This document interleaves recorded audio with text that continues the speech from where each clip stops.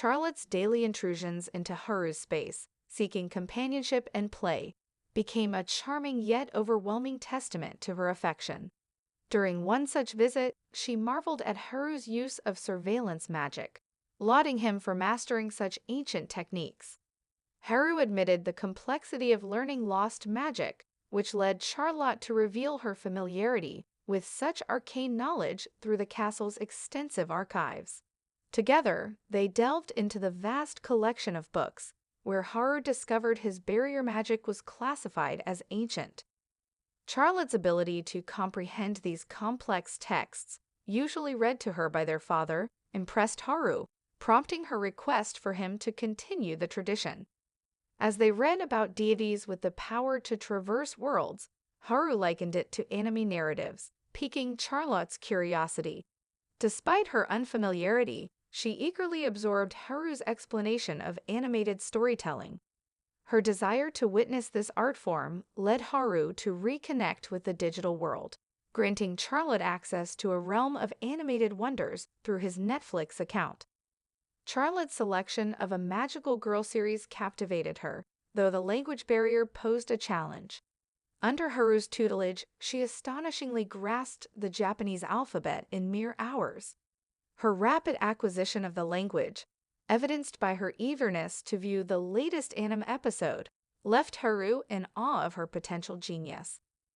While he reveled in her joy, he also recognized the importance of moderation, limiting her viewing to 3 hours daily. Charlotte's heart itch was palpable as she questioned Haru's restrictive measures, but he assured her it was for her benefit. The family shared a meal, during which Charlotte struggled to stay awake.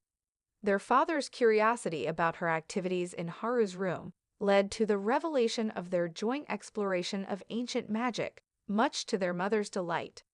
Post-dinner, Charlotte shadowed Haru, who gently insisted she end her day with a bath and sleep instead of more anime. During Haru's bath, Charlotte joined him, lamenting the anime restriction and inadvertently revealing her growing otaku tendencies.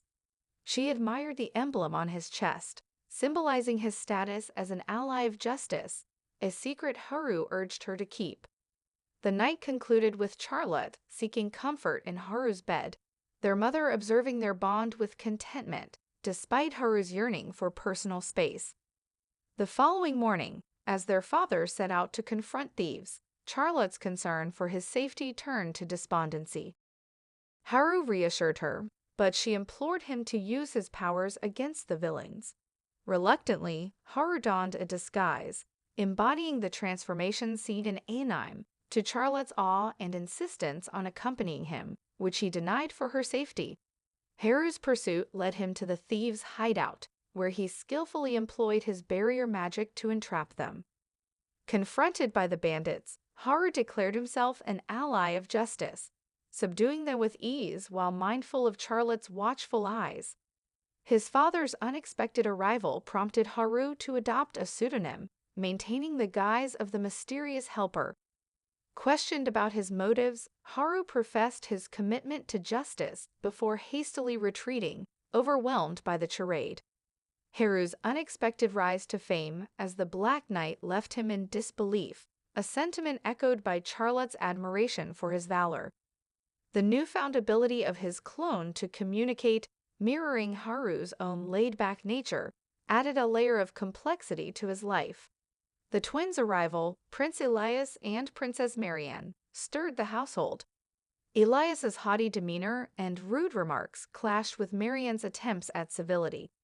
Haru's incredulity at Elias's arrogance was met with a challenge from the prince, who underestimated Haru's capabilities. In the ensuing duel, Haru's deft maneuvers and strategic use of his barrier magic showcased his true strength, much to the astonishment of the royal siblings and his own family. Elias's relentless attacks were effortlessly nullified by Haru, culminating in a display of absorbed power that left Elias defeated and humbled. Princess Marianne's apology for her brother's conduct raised questions about Haru's actual level, which he confirmed but swiftly retreated to ponder the repercussions of the encounter. Meanwhile, Charlotte's eagerness to join Haru in his quest for justice was matched by Flay's return and desire to contribute. Despite Haru's reservations about Flay's involvement, Charlotte's enthusiasm for a heroic partnership was undeniable, highlighting the camaraderie and spirit of adventure among them. Haru, swayed by the enthusiasm of his companions, reluctantly agreed to their adventurous plans. He cautioned Flay against excessive force, mindful of Charlotte's watchful eyes. As the Black Knight, Haru made a dramatic entrance to confront the thieves, with Flay, the Crimson Knight, at his side. Despite her fiery zeal leading to a literal blaze, Haru intervened with his barrier to contain her fervor. Flay's confusion and Haru's fatigue underscored the chaotic heroics, yet Charlotte's admiration affirmed their efforts. Flay's contemplation of increased power and Haru's reluctance to repeat the ordeal reflected the complexity of their vigilant escapades. Elsewhere, Ilias grappled with his defeat by the seemingly less powerful Haru, his aspirations of kingly authority shaken.